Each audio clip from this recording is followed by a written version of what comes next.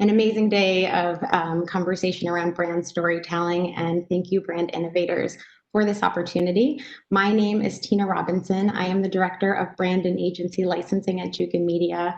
My role is to partner with and support creative professionals as they tell their brand story through user-generated content. So real people, real experiences, real emotions. Before I forget, I just want to encourage everyone to submit their questions. If we have time, we will get to them at the end.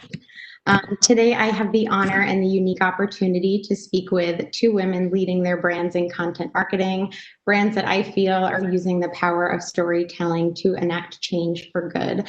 So joining us today, like John said, we have Christine White, the Director of Social and Content Marketing at Ulta Beauty, as well as Michelle Beauchamp, Vice President of Marketing at Vero Water. Welcome, Christine and Michelle. Hi, everyone. Thank you. Our topic today is the future of content and storytelling. Before we dig in, I think these days more than ever, people have a desire to know people more intimately, to better understand their experience and how it relates to where they are professionally. So I'd love to learn a little bit more about each of you and your journey to your respective role. Michelle, do you want to kick things off? Sure. So I've spent most of my career in beverage marketing. My first role right out of undergrad school was an entry-level role with a soft drink company. Combination of being at the right place at the right time, explosive international growth. So really an exciting time to be with a company like that. So worked and traveled all around the world, Asia, Middle East, Latin America, Eastern, Western Europe, launching brands in all those countries. So, that really helped sort of launch my career. Since that time, I also spent a decade with Bacardi in marketing leadership roles for a variety of brands, including Grey Goose and Saint Germain. And most recently, I'm with Vero Water. So we are an eco-friendly alternative to traditional imported bottled water. It's an entrepreneurial company, and we are a leader in our space. So it's been an exciting ride. Over the years, I've tried a few different things in between, but I love beverage brands, and I love that whole experience. So I keep finding myself coming back to it. Awesome. And Christine, how about you? Yeah, absolutely.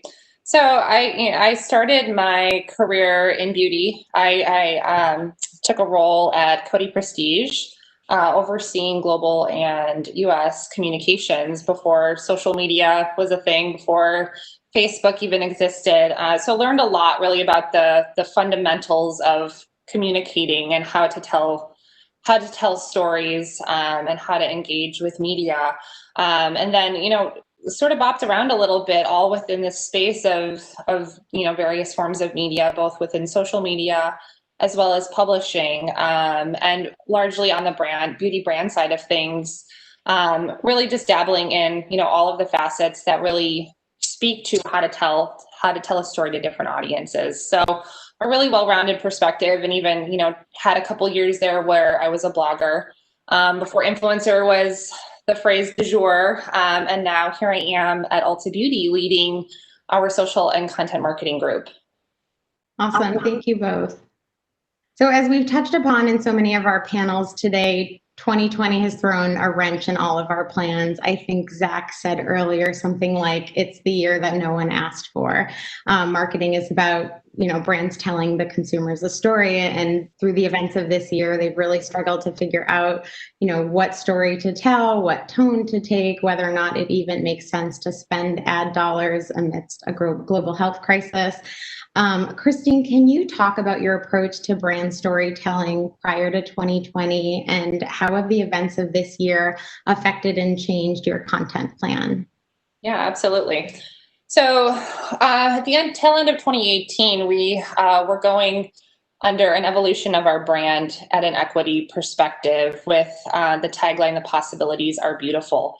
So really this idea that beauty is a superpower, and that it really helps you understand fundamentally how to express yourself in a multitude of ways. So a lot of that work, especially as we think about diversity and inclusion and self-expression and self-acceptance, really allowed us to set ourselves up well, as well as possible during a global pandemic, and then, a pandemic of civil unrest and social justice. So a lot of that, that groundwork in terms of laying down the evolution of our brand really helped set us up to tell the stories authentically, even leading into COVID and then into the summer as well, in terms of how to show up authentically in terms of consumers and how we connect for the values and missions that we want to continue to uphold. And then just continuing to be really authentic and transparent in our communication and in the stories that we wanted to tell. Yeah, beauty is a superpower. I love that. When we had our conversation earlier, you talked about all the legwork that Ulta Beauty has done in building a loyal brand community. And the events of this past year have allowed you to engage with the audience in a more effective way through content. And of course, you're not going to be a part of every conversation, but there's certain conversations, to your point, with all the civil unrest that's happened, like Black Lives Matter, and you had said that that was a no-brainer. Can you talk about how Ulta Beauty used content and platforms to show up in an authentic way? Yeah.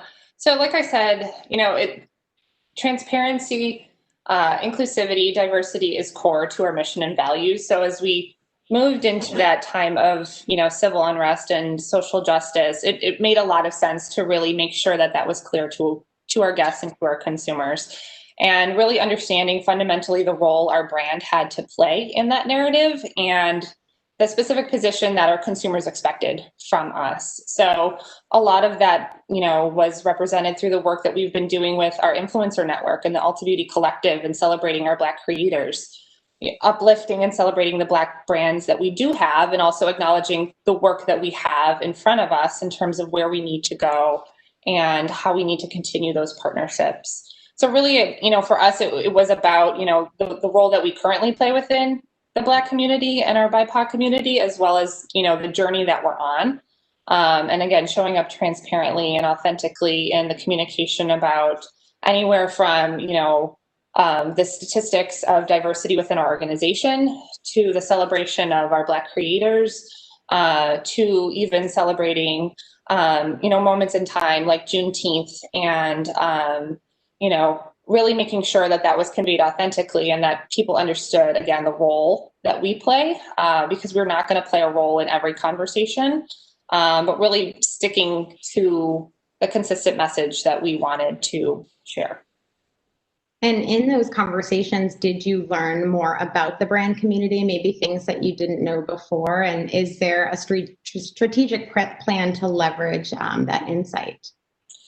So we did a lot of social listening and also a lot of asking, right? So asking and taking feedback from guests in social media through our beauty board, which is part of our consumer insights work, as well as going out and asking consumers to make sure that, we're addressing and looking at, all of the opportunity that we have to make sure that we're providing, the guest experience that we know and that we strive for every day. So a lot of it really did come from fundamentally listening and leaning in, making sure that we're hearing our guest, that we understand what it is that they're looking for from our perspective and from us, and making sure that we're able to address those concerns. So a lot of it does, come to life through content and storytelling, right? That's part of it in terms of creating the narrative, but also making to ensure that we can close the loop, not to use marketing speak, but really make sure that that's, evident in our stores where they're shopping with us, or, in the experience that they're having with us from a retail component. So the stories that we told really do need to be told throughout all aspects of our organization. So that was extremely crucial in even how we show up from a content perspective. Yeah, and when you think about that and like balancing the brand focused social content versus the content focused on a particular product, how do you think about that? So it's always a balance, right? But really, again, it goes back to the role that we play. So we really think about it as what is the value that we're providing to the consumer. So they definitely come to us to shop, right? We are a retailer first and foremost, but then they also need to know how to use that product. How, what inspires them about that product? What reminds, what are the memories that they have where they were using that product, right? Everybody has a lipstick or a fragrance or something that you make an emotional connection or it reminds you of a period in time. So really, how can we also think about again, those possibilities, that idea of beauty as a superpower, and really bringing it back to, yes, the very tactical product, but also the experience. So we really bring it back to value, and sort of that circle that takes. Yeah. Now, Michelle, being that Vero Water primarily services the hospitality industry, restaurants, hotels, spas, all industries hardest hit by the pandemic, can you talk a bit about your approach to content prior to 2020 and, you know, how it's changed and the challenges that you've faced this year? Of course. So prior to COVID and the pandemic, a lot of our content, or most of our content, was really focused on in-depth, intimate profiles of some of our most influential clients. And these are, 3 Michelin star chefs, James Beard award-winning chefs, some of the most notable sort of restaurateurs in the industry.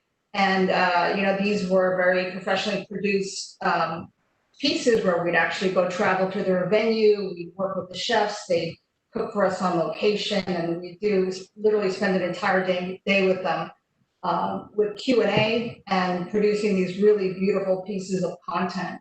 And the way we showed up as a brand is we understand our role as a brand in that story. So we are not the focus of that story. We are just a part of that story. We're a part of the guest experience in those venues. And so that is really how we kind of authentically weave into that story. So we had been producing these beautiful profiles, and they were a little bit more trade focused, but consumers and guests love them as well, because any foodie is going to love to see, listen to a Michelin star chef and sort of what's behind the scenes, in their specific restaurant, or sort of what's the story of how they got to where they were. So the pandemic hit, hospitality was hit disproportionately harder, I think, than other sectors. Our clients are restaurants, hotels, cruise lines. Many of them were shut down. Many of them are still shut down.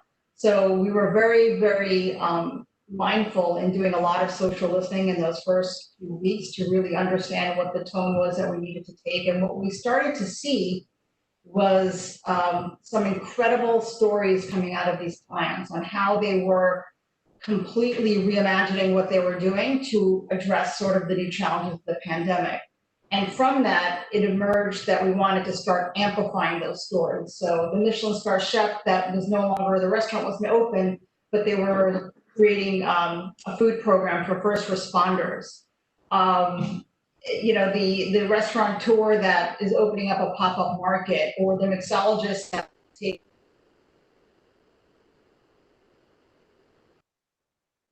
I think we lost. Pardon me? Oh, sorry, we lost you for a second, but you're back and we're good. Okay. Where did you lose me? You were talking about the restaurants finding new ways to innovate. Yeah, so everything from pop-up markets to bottling their cocktails and delivering it to clients, Michelin star chefs who are creating meals for first responders. So we decided to start amplifying and showcasing those stories. We thought that really was the most important thing to do, to really support what they were doing. And from there, we launched a campaign that really focused on asking our community to focus on supporting their local restaurants for home delivery. So we did this very focused digital and social media campaign in major metros. So we really shifted from really doing more polished content, that sort of classic storytelling, to sort of amplifying sort of what was changing and happening in the marketplace. And did you find that any particular platforms were most successful to that amplification strategy? I mean, we use them all. I think Instagram is probably the platform that is probably the most prevalent right now that we're using. The Instagram stories, we're able to kind of put things together in a way that provides that content in a very sort of small bite but meaningful way to those consumers. Yeah. Well, we all know that brands should always be reimagining the customer journey, from awareness to transaction to retention. And I think we can all agree, and we've touched upon a little bit, certainly in panels earlier today, that 2020 has kind of accelerated everything.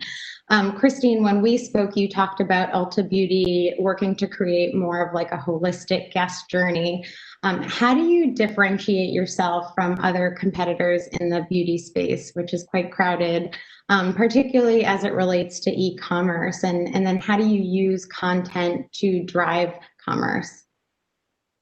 Yeah, so I think one of the distinct advantages we have, especially within beauty, is to look at, the footprint that we have across, anywhere from mass to prestige and everything in between. So really that access to, a multitude of products in one beauty retailer really sets us up well to really think about the differentiation, especially from an overall beauty retail standpoint.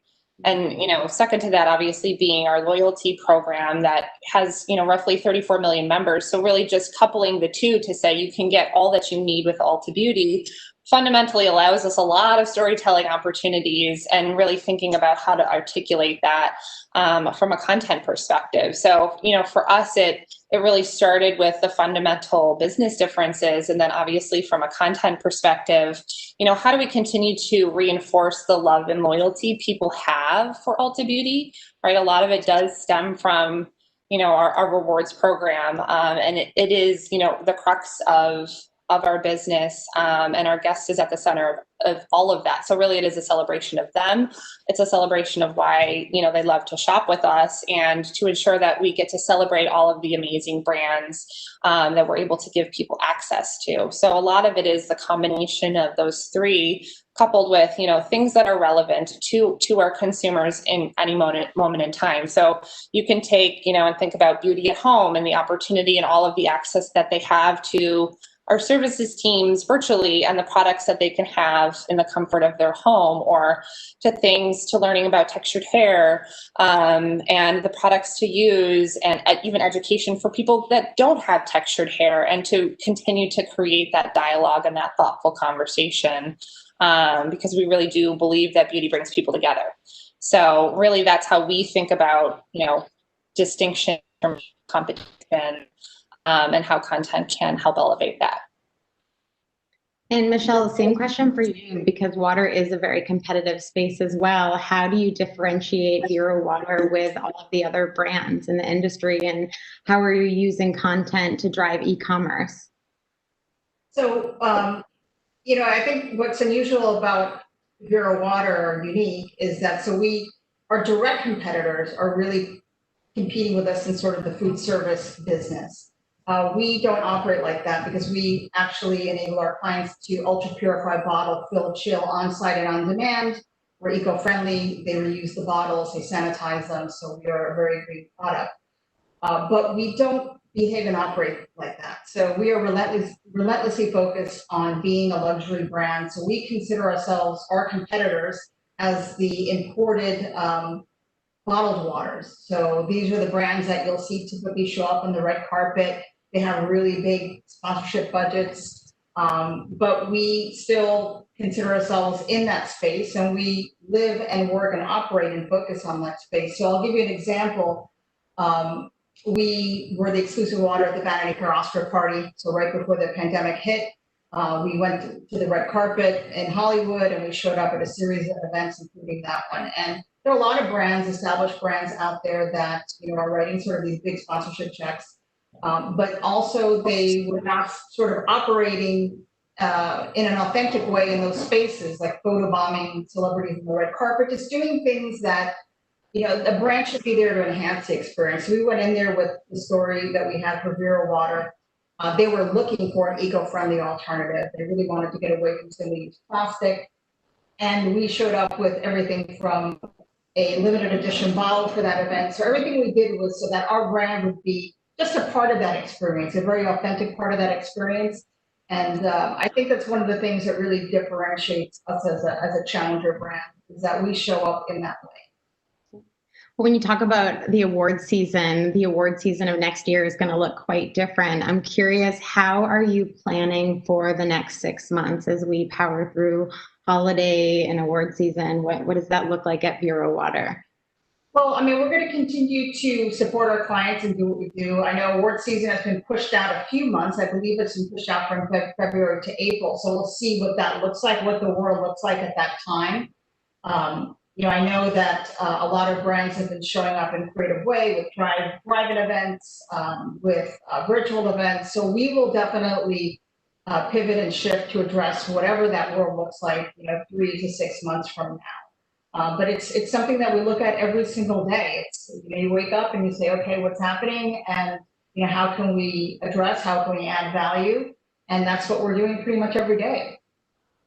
And Christine, how do you plan? I mean, holiday season is a huge season for the beauty business, but we don't know if we're spending the holidays with our loved ones or we're going to be in lockdown again. So what does that look like for your team? Yeah, I mean, I think to Michelle's point, it's, you wake up and, what's going on and how are you going to show up for your consumer? And so a lot of it is, right, it's planning for what you can and cannot anticipate, and just remaining flexible. So for us, beauty is going to play a part in people's lives, whether we're together or not, right? So I think that's the beauty of the space, the retail space, and really thinking about moments of self-care or moments of glam, and being able to bring people all of that, to be able to flex as needed. So everybody's situation is going to look very different, for a lot of reasons this holiday season. So it really is creating that story and creating that content where people can have a personal connection with it, because they can understand that that's their situation, but also enjoy from afar things that they may not be involved in this year, and still being able to take away something from that. Yeah. This year, although it's been, traumatic in so many ways, it's also brought about quite a bit of opportunity. Michelle, can you talk about the opportunity that Vero Water has seen as far as content storytelling? You touched upon helping your restaurants find, ways to innovate as fewer people go out to eat, and amplifying the work that they have done. Are there any other opportunities that you've seen? Well, I mean, in terms of opportunities for us, we've definitely innovated to sort of meet the needs of the pandemic. So we had some innovations in our pipeline that we rapidly accelerated to sort of address the needs of our clients, including sort of touch-free technology and things of that nature. We had always considered ourselves sort of a relationship selling organization in terms of the way we dealt with our hospitality clients, and we shifted that a little bit more to, we're actually going with e-commerce for the first time. We've always thought that it was about relationships and sitting down and meeting and talking to our clients, which we still do virtually for the most part now, but we have taken advantage of the opportunity to innovate to sort of meet those needs. In terms of the content and the storytelling, as we said before, every day there's an opportunity for a different story. I mean, I never cease to be surprised or amazed by the ingenuity of people and sort of what they're doing out there. So, I definitely expect to wake up tomorrow and see some amazing content or something that we can sort of build on.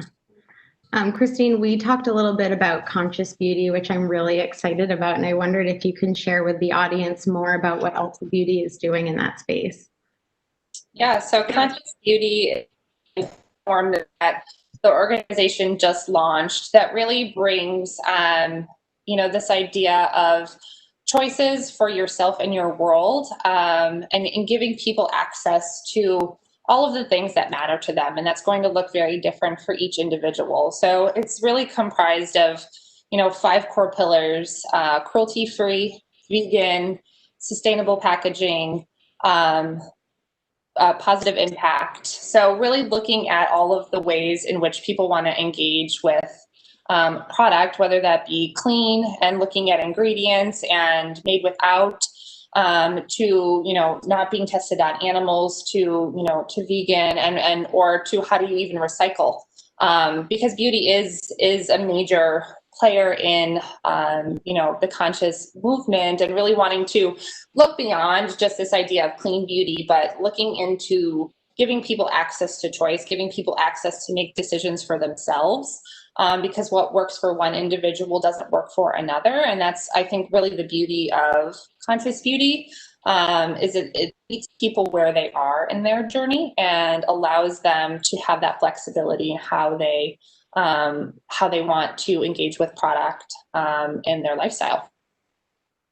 Yeah, like I said at the beginning of the conversation, it's so great to talk to brands that are really using the power of storytelling to enact good in this world. And it sounds like being environmentally conscious is something that we can all agree on, and it affects everyone. And seeing your, unique approaches to being part of that change is really awesome. Um, so last week, Brand Innovators celebrated women in marketing, and it's not often that I get to talk to two successful women at the same time. So I'd like to use the opportunity to perhaps pave the way for young female marketers who are looking to get leadership positions. So Michelle, I have to ask, do you have any advice for females in the industry? Well, number one, women should support one another. I found a lot of strength in that. A little piece of advice that I'd like to give is something my father told me a long time, and it's taken me a bit of time to figure it out. He said to me that you need to put yourself in a position to be lucky. And what he meant by that is really be fully engaged, like go out and try new things, meet new people, take those chances, put yourself out there. Because if you don't, you're not even in the consideration set. And surround yourself with people who are going to be supportive and champion one another. I think, as women in the workplace, I remember early on in my career, there was, a little bit of edge, a little bit of competition. And, I've found that we have sort of lifted one another up by being advocates for one another. So I feel really strongly about that. Yes, awesome. And how about you, Christine? Yeah, so a while ago in my career, a mentor of mine told me that, when I was considering some changes and maybe potentially leaving beauty altogether, was that not every step in what you're doing needs to be up to build your career, right? So it's this idea of really having a vision for the way you want to affect the world, and that will ultimately lead you to the work that you want to do. So for me, it's really about investing in those experiences that help you to grow and really feed your passion. And ultimately that's going to lead you to, becoming a leader, because it's really fundamentally in what it is that you want to set ahead for yourself. Yes, definitely. And being open to, and you both touched upon that, is open to the possibility, because you never know where the road will lead you. So thank you both for sharing. And I think we have a few minutes for questions. The first question I have is, when it comes to communicating with your consumers, how do you think about brand purpose, and how does that impact your approach to marketing? Michelle, you want to grab that one first? Sure. So our brand purpose is doing well by doing good. So our entire purpose is to be that eco-friendly alternative to eliminate all the waste associated with single-use plastic or metals.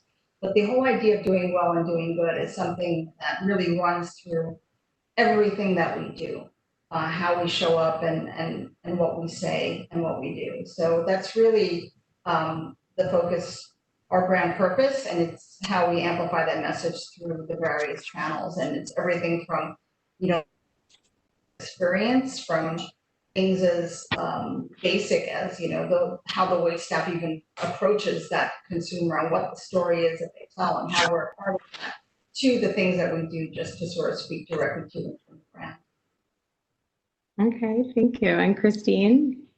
Yeah, so like I said when we kicked off, Ulta Beauty has been on this journey from functional to purpose driven. So it's been really enlightening to be able to, really bring our consumers along in that journey, right? And recognizing that it very much is a journey. So it goes back to really living your values, right? And not just telling your values, but really it's that full circle of how do you show up, both physically as well as the words on the page. So for us it's the beautiful advertising that we're putting out there in terms of that expression and what that looks like, but it's also leaning into our communities and making sure that the partnerships that we're creating, the community involvement that we have, and even as we think at the store level across our retail footprint, that we're able to really lean into those communities and make sure that what we're doing and how we're acting is also reflected as well, with the day-to-day interaction that we have with our guests.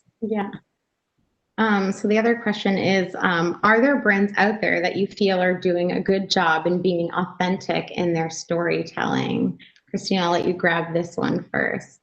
Yeah, so we talk about this a ton, and you can look at it in a lot of different ways. But I think Outdoor Voices, which is a fashion apparel brand, has done a lot in that space in terms of really leaning into their brand identity and who they are, being relevant to their consumer, and really leading with their purpose. I think if you look at there's quite a few big brands out there as you think about social justice, but that really have showed up authentically because it's what they've been doing the entire time. Patagonia, Ben and Jerry's, come to mind in terms of, just leaning in even more in terms of what they had already been doing and the mission that they had already been sharing. So those are just a couple examples off the top of my head. And Michelle, do you have any favorites? Yeah, I've been really impressed with the work that Nike's done around social justice. It's really, I'm incredibly impressed and touched by it. I think it's very authentic, and I think it resonates with a lot of people. Same. And it's also pretty brave because once you put yourself out there and your opinion out there, you deal with the consequences. So I agree with you there. One other question. Working from home and distancing have altered consumer media and digital habits in many ways.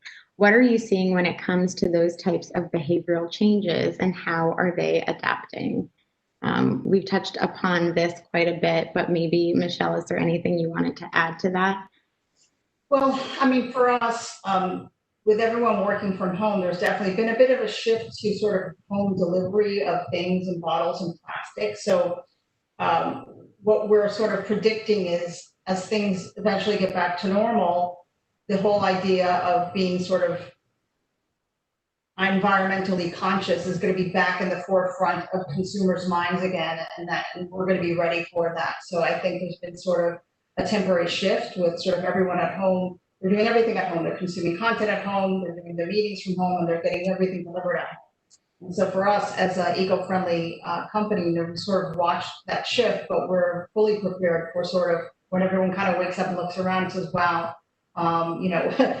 we've had a lot of stuff delivered at home. It's created a lot of waste. Let's start looking at our eco-friendly and environmentally conscious brands again. Yeah. And Christine, you actually had brick and mortar stores, so your plan has shifted drastically. Is there anything you wanted to add to that? Yeah. So obviously, beauty is a very tactile experience. So even though our stores are open, our testers continue to be unavailable to the population. So we really need to bring that experience virtually to them. So tools like Glam Lab in our app allow people to try on the product, whether they're at home or in the store, so that they can make decisions on purchase wherever they might be. Things like our one-to-one beauty advisor. So again, a lot of our services are not able to be offered at this time. So being able to have access to someone in your home one-on-one to go through, whether it's your skin, your hair, makeup, and having access to an individual that can help you with that. And then from a content perspective, obviously we've seen a huge surge in live content. And so thinking about things like bringing masterclasses online and being able to give people the content, again, through their phone or on their laptop, via our site or our social channels. And then also thinking about video, right? So obviously a huge surge in video activity. So being able to roll out longer form episodic video series, on focuses like skin or hair are some of the things that we're also sort of pivoting to that we may not have done, if COVID had not happened, but really seeing this need and desire for even longer form content and not even as snackable as sort of what we were seeing prior to the pandemic. Yeah. Well, I've appreciated the Halloween makeup tutorials every day. I think we have time for one last question. Reaching Gen Z isn't about having a solid TikTok strategy. What other types of new media and what content should brands be leveraging to reach a younger audience? Michelle. I mean, for us, it's showing up at the places where they want to be. So we've always focused on, what is the sort of the up and coming sort of venue, restaurant, chef. So we follow that very closely to see what that group of consumers are following, and that's where we want to position our brand. So in order to even be part of their conversation, we have to sort of get the brand into that account and then sort of be part of that experience. So that's where we focus. sort of to begin that conversation. Yeah. And Christine? Yeah, I mean, I think for us, we've had quite some success with Gen Z from a retail footprint perspective. But, for us, really, it is fundamentally understanding how they engage with our brand first. We understand that they want to support brands with purpose and that brands that stand for something. So really looking at ourselves first and making sure we can show up authentically there for them. Obviously, with beauty, right, it's really having access and accessibility to a large footprint of product available to them, as well as then the education of how to use it. Yes, TikTok is important, but I think even more so than TikTok, right, is really understanding fundamentally, what they are going through at any period of time and really showing up with the content that speaks to them. So whether it's TikTok or another platform, certainly, really it is leaning into and understanding the culture that they're living in right now and what they're responding to. Yeah. I see John, so I think that is our cue to wrap. But I just want to thank you both for your time today and your insight. And I'm really excited to see what both of your brands do over the course of the next year. And I wish you the best of luck. Thank you so much. Thank you very much. Thank you. Hi, John. Hi. Thank you. Thank you all so much, Michelle, Christine, Tina.